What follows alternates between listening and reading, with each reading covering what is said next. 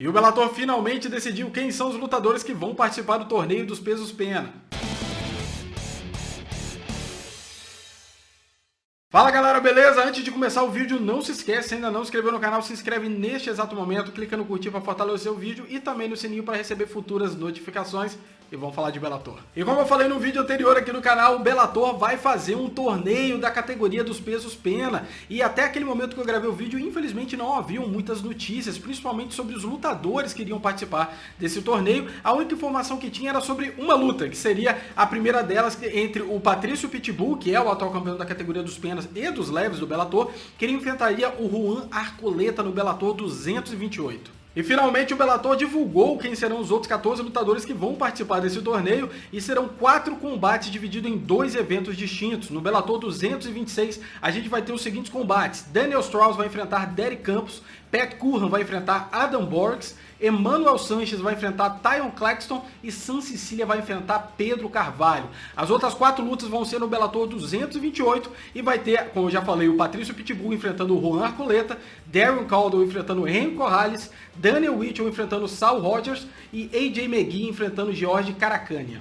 E para quem não viu o vídeo anterior, vou explicar um pouquinho de como funciona esse torneio do Bellator, que não é comum como a gente já está acostumado. Nos torneios padrões a gente tem que o cinturão, né, ele tá lá para quem chegar conquistar. Nesse caso não. O campeão, que é o Patrício Pitbull, ele vai participar normalmente desse torneio com o cinturão, ou seja, toda a luta do Patrício Pitbull é uma defesa de cinturão. Caso ele perca no meio do caminho, o lutador assume e vai lutando até que chega na final junto com a cinta. E não é só isso, né? O final desse torneio não tem só o prêmio ser campeão da categoria dos penas. A gente vai ter também uma bolada de $1 milhão para o vencedor, o que é realmente algo bem interessante de se buscar. Mas não é só isso. Nessa fase inicial, que a gente vai ter os 16 lutadores, que é basicamente uma oitava de final, só a luta do Patrício Pitbull contra o Juan Arcoleta será de 5 rounds.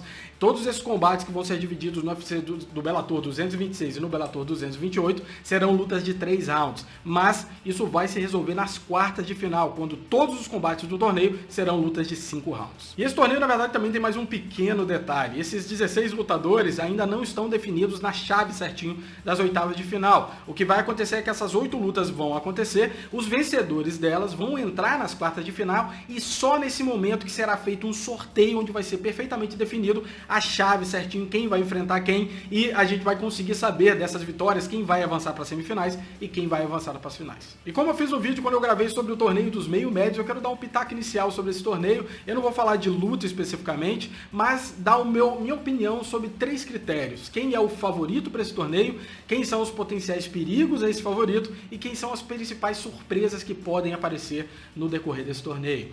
E sobre o favorito, eu acho que muita gente já pode estar esperando, é sim o Patrício Pitbull. Não dá pra gente negar quem é o Patrício Pitbull hoje dentro do MMA e dentro do Bellator. É um lutador que está como campeão de 2 categorias de forma simultânea, é um lutador extremamente completo, né? Tem uma trocação muito perigosa, tem um jogo de chão muito ajustado, e um fato bem interessante é que o Patrício Pitbull já venceu 6 dos 16 lutadores que estão participando desse torneio, alguns deles inclusive mais de uma vez. Foram o Daniel Strauss, o Pat Curran, o Henry Corrales, o Daniel Whittle, o George Caracanian e o Emmanuel Sanchez. Todos eles já caíram o Patrício Pitbull. E o interessante é que são nomes relevantes dentro do Bellator, são nomes bons lutadores. E desde quando o Patrício enfrentou esses lutadores, a gente teve uma época aí que teve um embolo gigante na categoria dos penas, né? Época que o Pat Curran e o Daniel Strauss conquistavam o cinturão, alguns deles inclusive estavam revezando o cinturão, né? O Pat Curran era campeão durante o tempo, o Daniel Strauss, depois o Patrício Pitbull.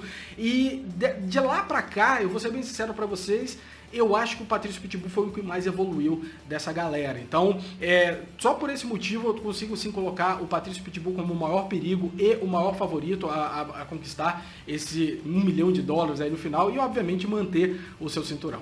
E na minha categoria de potenciais perigos ao favorito e ao campeão Patrício Pitbull, eu tenho 3 nomes para citar aqui. O primeiro deles é o AJ McGee, que é um lutador realmente que vem aí impressionando. Ele está aí com uma sequência incrível de vitórias dentro do Bellator, e mais impressionante ainda, ele está invicto até esse momento. Ele não enfrentou ainda o Patrício Pitbull, é um lutador extremamente completo que pode se surpreender e é claramente um perigo ao atual campeão. Outro lutador que eu acho que é bem interessante é o Darren Caldwell, né? Ele era da categoria aí dos galos, galos, era o campeão da categoria dos pesos galos, estava dominando lá. Recentemente, infelizmente, vem de 2 derrotas, mas é porque hoje Horiguchi, que era o ex-UFC, que agora está como campeão do Rising, né? Eles inclusive se enfrentaram no Rising, o Horiguchi venceu, e depois eles se enfrentaram novamente no Bellator, e o Horiguchi venceu novamente, e o Darrion Caldwell acabou perdendo o posto dele de campeão, mas isso não anula que hoje o Horiguchi é realmente um ponto fora da curva, é um lutador muito perigoso, tem um wrestling de extrema qualidade, pode realmente dar trabalho sim ao jogo do Patrício Pitbull.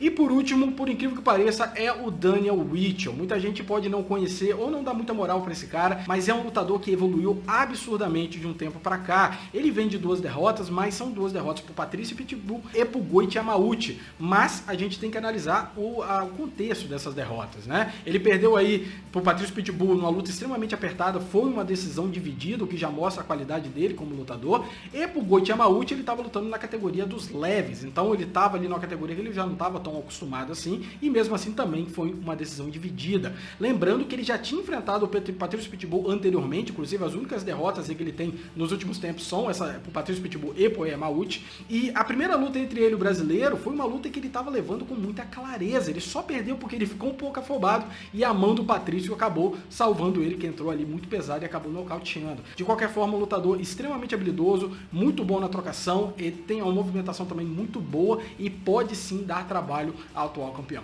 E a minha lista de potenciais surpresas são lutadores que, apesar de eu considerar lutadores perigosos, que tem sim a sua chance, eu ainda não vi eles enfrentando a galera do nível que tá nesse topo dessas categorias, principalmente da categoria dos penas. Por exemplo, na época da categoria dos meio-médios, né, o torneio dos meio-médios, eu coloquei o Michael Venom Page como surpresa, exatamente porque eu queria ver como ele iria lidar com a situação de enfrentar uma galera mais alto nível, e a gente viu o que aconteceu, ele realmente não conseguiu chegar na final. De qualquer maneira, na minha categoria de potenciais surpresas, a gente vai ter o Henry Corrales, Adam Borix, esses dois inclusive venceram o Aaron Pico na última luta que eles fizeram. O Aaron Pico, para quem não sabe, que era um hype que estava lá em cima como um grande lutador, potencial de ser um grande lutador aí do Bellator, mas que o hype dele baixou completamente, né? O Henry Corrales vem aí com uma sequência realmente impressionante de vitórias, já o Borix vem aí invicto na sua carreira, com nocautes inclusive bem sensacionais, então lutadores agressivos que conseguem aí fazer bons combates, ou seja, eles podem sim mostrar uma surpresa